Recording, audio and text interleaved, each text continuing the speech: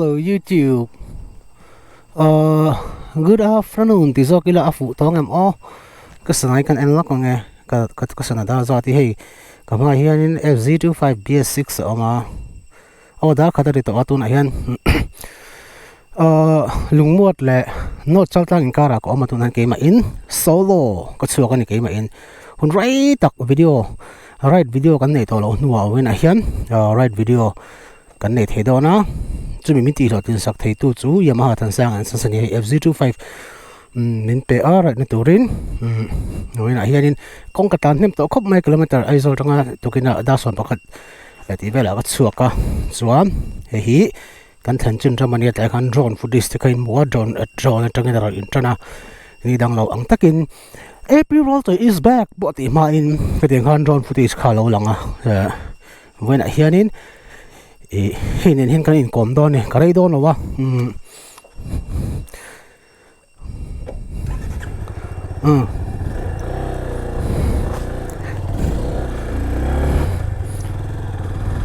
zing sei kama suak kan ya kaman mo lawa solo te ni don thau bangin solo ni jong asot ang ra tan hi chu on join man mo te chiao lo in ka tan ni tu a hian not limen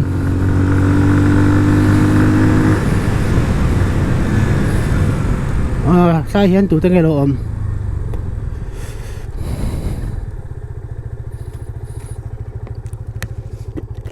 in ka lo mi khitam panga ka su kan tu wa hu lai wa ti la ending ti tak thaya ai ka en lo hu lai ka gon ka lo ti to pa mo bek zong ke tip chap to ni ka ti ti kung ka hu lo su a chalo mo ti lo chok ne tan ni ko ko do chon power la ka le ka la te so tingi le mo kalon chong oron choru o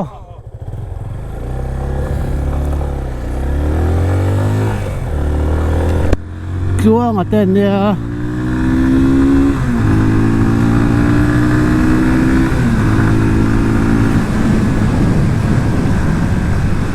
FZ25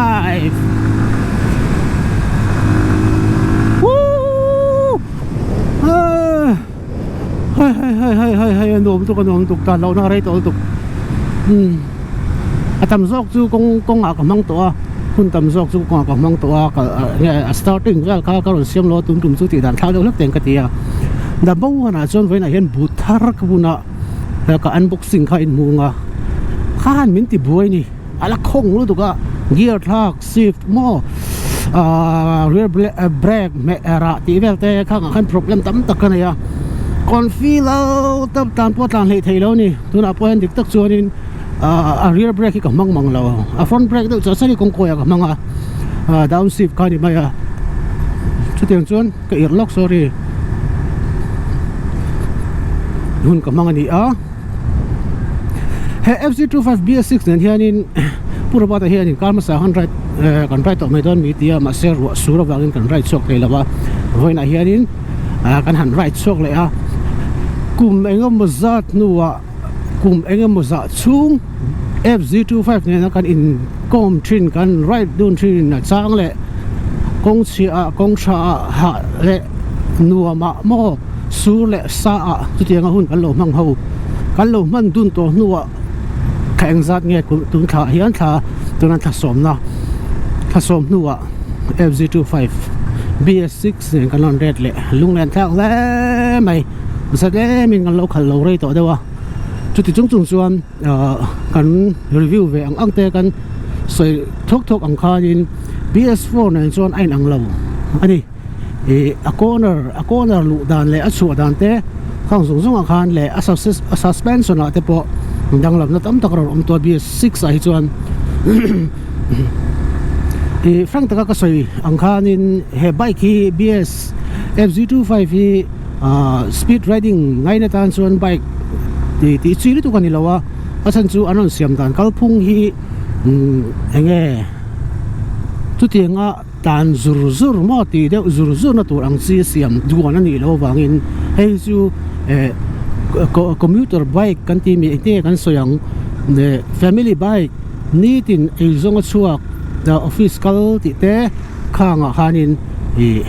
khal nuam tak chak min zo tha tak si ang tura ron duan khani a chak khan ti khan tan chak mo ni lo kong chho te khanga ne ta ka min phur thai ang tur chi duan khani a chumi ni wang chuan he bike hi ka soi ang khani mai an wang hai tu ate po fourth gear in katlana kong chawa rpm niam te in smooth te win katlana hei gear po thak ngai chomai lo ngai reng na tan khatiang ti chi duan khani rpm san ta ka po vu po ngai lawa zo ta ka min pot thei tur anga duan khani a chu ti jung tu chuan BS4 nen kum ni ton kan in zui ta BS4 nen ton danglam tam ta karon ne ya kan review po khan ka sei to a suspension non ti danglam ringot po hi tan sak pui deuh mo tlem han tran tan sak te han ni down vel ni lovin tan sak be pa ngai anga po han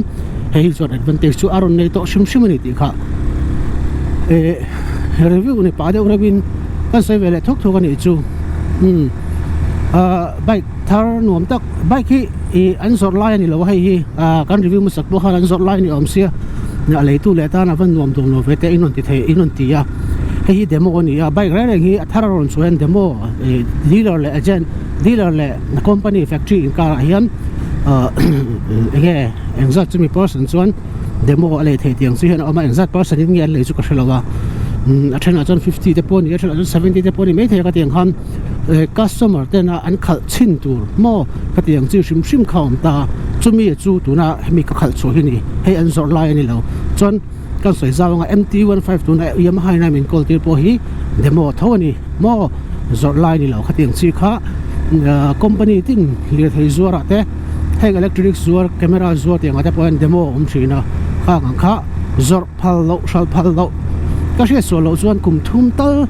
dealer hian kol tu ni ti vel te ni tu tiang chu ni ya tu tiang chu veina hian min khal chuat ti ra chu ani ta ani no chakang kan theng trepa anh của mình anh liềm của mình cái enjoy đặc sắc ra này hôm nay ngắm một chân rồi thì là mình có mà video po có xem lại thì nó có xuống ngái lại ngái mò bông còn transmission vang in car up down nó ngái here tí chia cái tiếng anh tôi không với này hiện hai tiếng hiện cái lỗ video cái lỗ xem lại cái không có con ví dụ cái phơi ngã còn nó to này avangin cho tiếng in cái lỗ là chip xíu là wa cái cản bèo to khó tắm ta cũng to thì khai mi như vậy khai cái khe rất là với ngã cái cản này to này hay mi công hi at to rất khen bạc cái khen cái cản sụt to này cho tiền cấp chuẩn tại công hi cái cản cũng to lockdown hành tí là unlock mình nhận cho unlock 4.0 man lại này thì hai tấm bằng trang đúng po are ang reng khóc mấy are su thì khu hiện thì lẩu sam cái đua có tay po han thầu xí tắm đó to ngày nào ông nấu trong khẩn nó lại ha cho nên cái nào muốn rem sang lại nửa trộn thì po khẩn lên motion time lapse kan ti khami chep pa am time lapse so kal kha ka gimbal wena han ka gimbal mangin ka siama na ka siam china ka video masala son mai thei mà sẽ hun này ngay từ khi xem tụi con khát tụi nó đấy tụi con đá car chung second rate lek tụi con đá car khát chung có một ngày này kami ni bang hanin thì hun hi ông nông sĩ na tụi chúng mày hanin hun cái này tầm bốc cái right là liền lốp bốc cái tia cái xem lại bốc ngà tụi tiếng tụi xuân chẳng tiếng á hoặc mà cho bốc cái tí dễ lắm á cái lâm này hoa lắm không ai takin viewers te subscriber te mình là anh sáu rất tụi cái xóm siêu thì các bạn trong năm tao tặng em cái dang tapo aro lek to so mon son not lim men kan tlan lai han kan standby lo ka nga kun rem sang la lai ate kha kan le nga chu yang son kan video kan thong tu chu ni ang thalak le ti ni mai in chu hati right so pa ka muar rep to right kha tu ka chuan muar mai ngin han kan right so kan ni lom tu bu pui kalam tu sam ni bu pui ka lu du ngam lu ga shum shimang khoa sa box si pathian zara ni zana ru su cha chara sur ka lau khop maya sa zu vina ka fail ka plan fail chonin ka le program nang ka nei box si right program when ka right route tu shim hi hatam pang hi ni zana decision ka siam chaw chen chu khoa that lo wangin ka tu kong hi ma ni ka na si lo de te min khoa han thade se ma nin ka lang ka ti ya chu hatam pang kong a hian tum lok lut tu ka vin ni zana tum lo lu lo ni sana ka tum thu ta ni chu bera ikal zel pot pa yang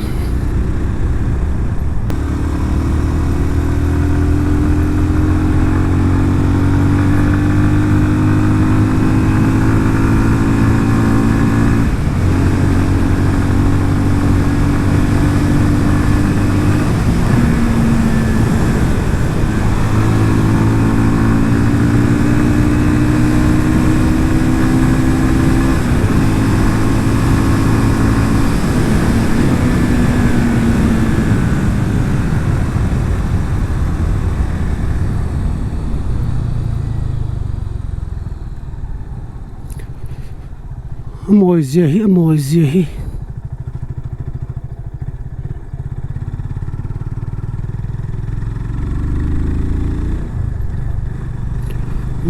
mồi tục back to sao chúng mình cần xây nga hay FZ25 thì te MT thì te naked kan tiếng gì street naked mo kan tiếng gì kan ta lir thei sim a chuan apoi mo be chu aerodynamic kan ti athliha pa hi ta ni athliha pa hi apoi mo ta hei chu athliha pa na ta ni hi tan chak ringot kha apoi nge bike chak ringot kha ani lo ta athliha zong kha apoi mo ta ni entina hi 250cc ta chak ten kilo tan pui thei ta ni 100cc 1000cc polon ta sema se athliha pa kha adik thei ta lo ta heng ho street reng ho chu chu wang chuanin having fulfilling kan ti R15 V3 ti te RC kan ti ang chi te mo kha ti ang chi ka chon ain bi ta theilawa he chu ne omzane takin hemi anon core a sing zong a side panel ti te khang zong ka omzane takin athihap chak thei tu zong anga ron duan fa khani chuta chon tan chak ringot a poimo lo downforce kan ti downforce si poimo ta downforce su enge chak na ta ading don ta khata ading han ti la kong koi lo om ta ni khata che khan atan muang ta kong koi kal le tura hata adin don a brake engine brake le a brake manga adia adin don a han downforce ka athat le chuan silo chuan hei mo khatiang khan kong koi khan achak lo le ta ni downforce ti omji chu ka hriat thiam dai kan soinga chak teng lo tlan ta chuanin kong koi lo om ta kan down gear kan down ta chuta chuanin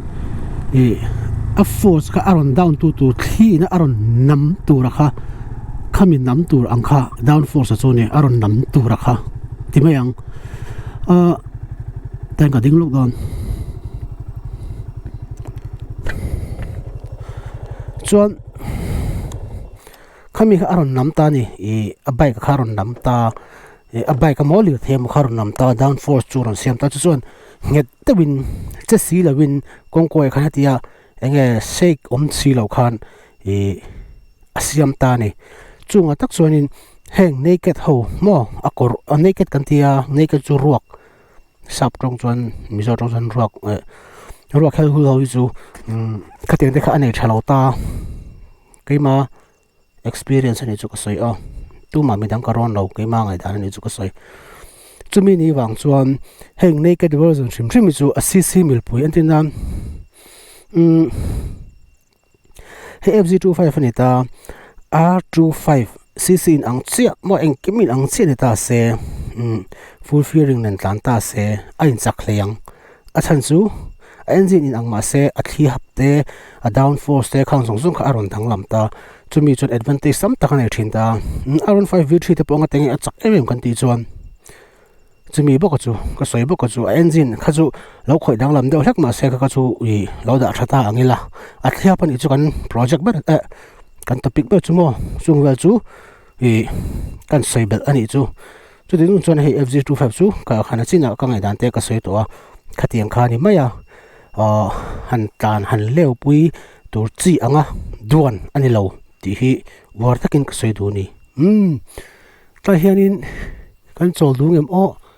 kho hi dur khop maya roi asu lang ti ka hlaw de hleka tan le de tila buk pui thlen ma kan spot a han i chol zok don te ang tuna hian sana hi a bike sana hi diklawa darli le minu somnga pathumori to a sana en me tur ka ri si lowa phone phor ze langa chu bang chonin dar khat le thiam niang khat le chan ve chu lori lawang tiếng bor vel chu niang nakina Ramzan chuan kan ti zel anga soitur kalanga nia ein upre ve deuh to niang trong deuh sor trong deuh por ang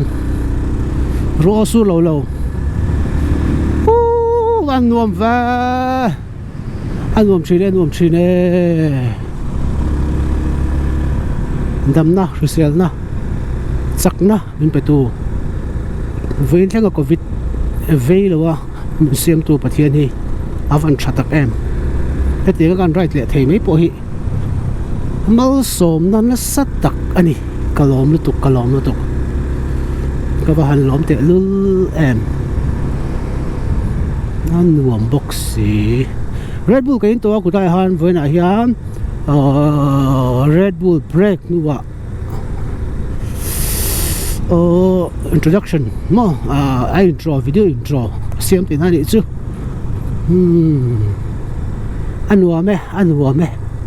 anuam ti mai lo chu soi tu ku shilo nal ve khi chu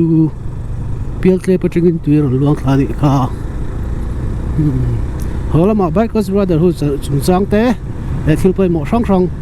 kan sayang kan sai zelang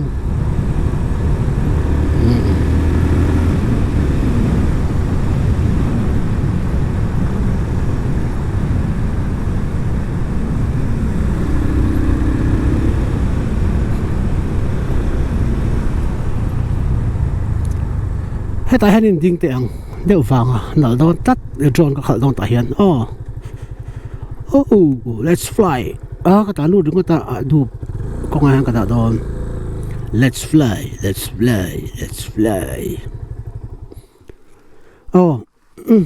a side stand hi mani khan ka soi chiang lo ni olak mai thei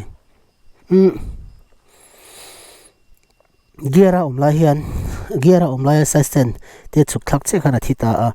chuan a start theilo boka neutral a om ngai ni side stand main stand ro nei to lo ta tu na BS6 yan side stand a om lai khan geara om chuan anung theilowa a thingala neutral a om ngai thank you let's fly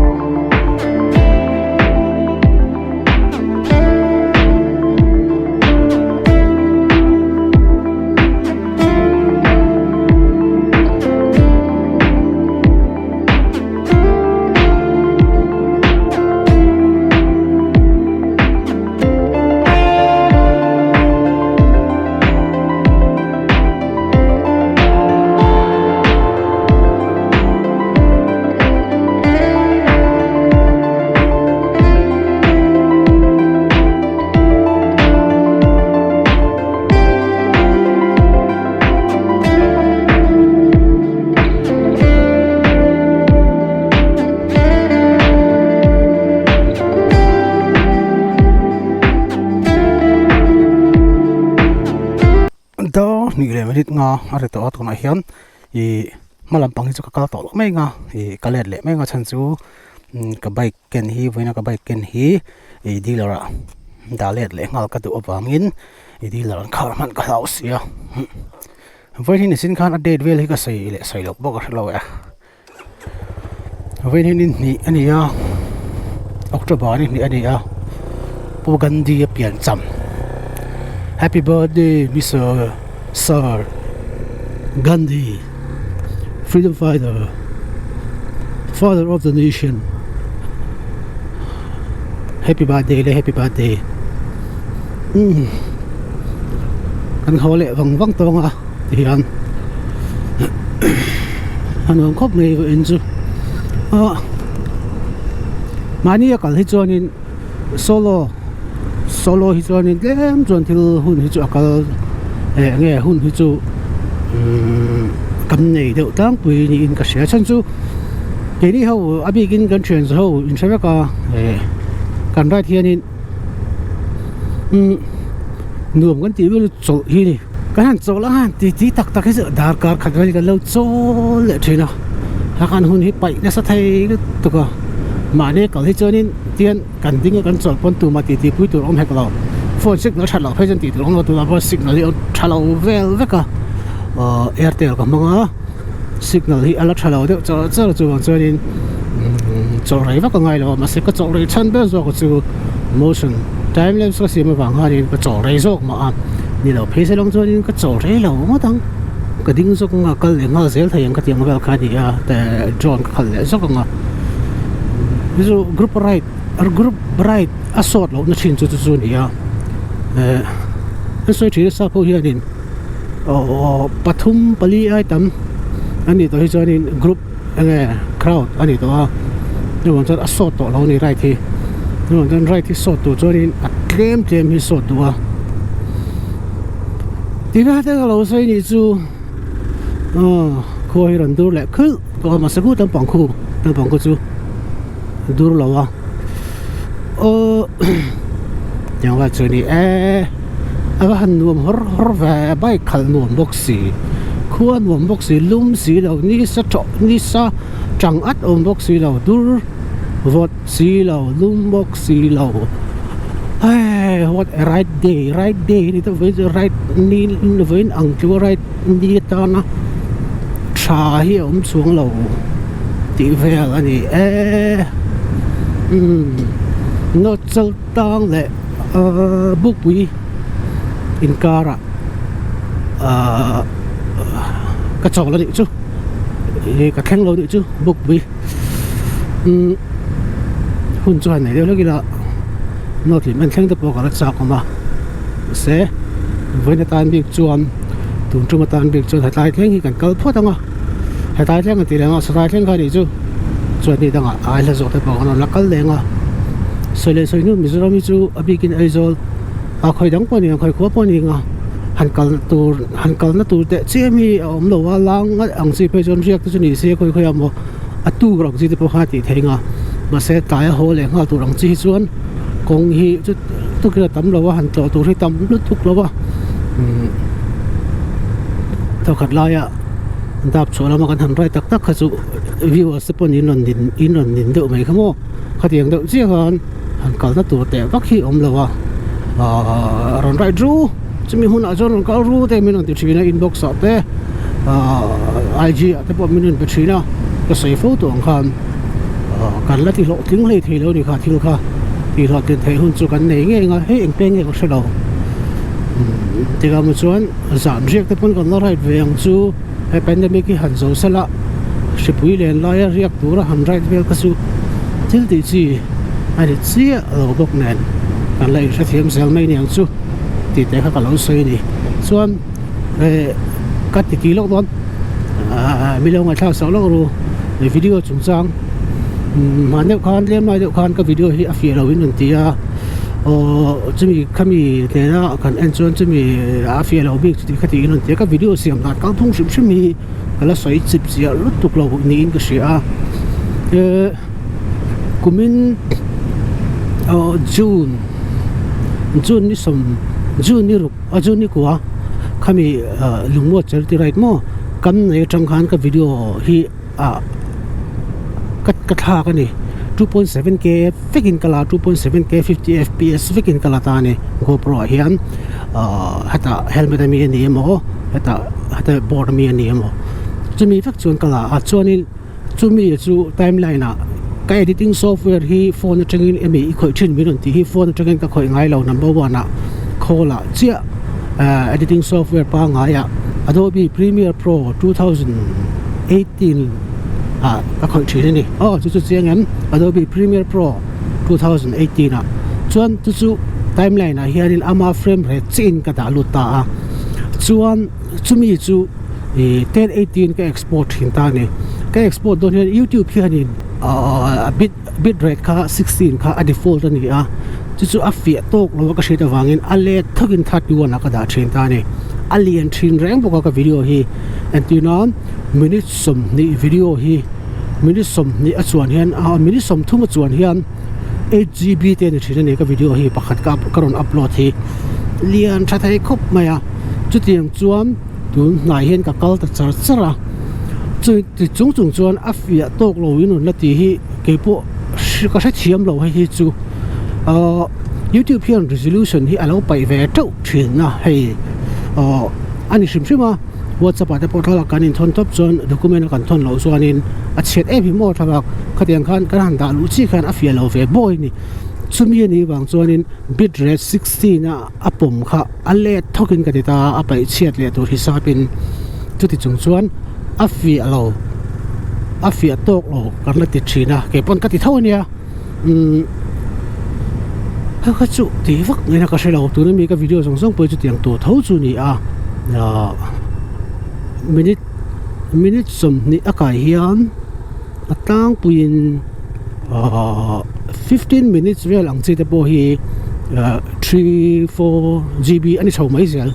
an export hi chuan tu tiang ko ba resolution sang chuan ka ron da thina mase afia lo de hak thina tun pandemic wang hian in YouTube hian in a resolution hi atin yam chima HD hi 1080 a se data a 1080 khan khola enchula tlem chuan difference chu chuan karing phone a hian in phone atangin YouTube hi ke en ngai vak lo ka shewak lo wa 1080 hian phone a halin en thelo mi chu ka 1080 hi HD quality nia afia ve tura chun ka ngai chung chu ka sei ve shim ni chu zo na te om thin boka le ka editing software mi zo le khau thin boka editing software hi apps download to maintain on the phone download to in Adobe Premiere Pro hi apps an siam ka hrelo tat an lo siam pori me thea phone atangin ka khoi ngai chi lo wangin ka hrelo kha chu keina ka nei chu PC computer atanga edit ni cheni khang kha not chaltlang ka tla line ka save ni chu hei not chaltlang ni lo mi anh mai còn phi tọ đâu xoay xuống sẽ thấy tụi ca ar cross lâu phê lít tụi ar po còn hao khát tăng nghe mấy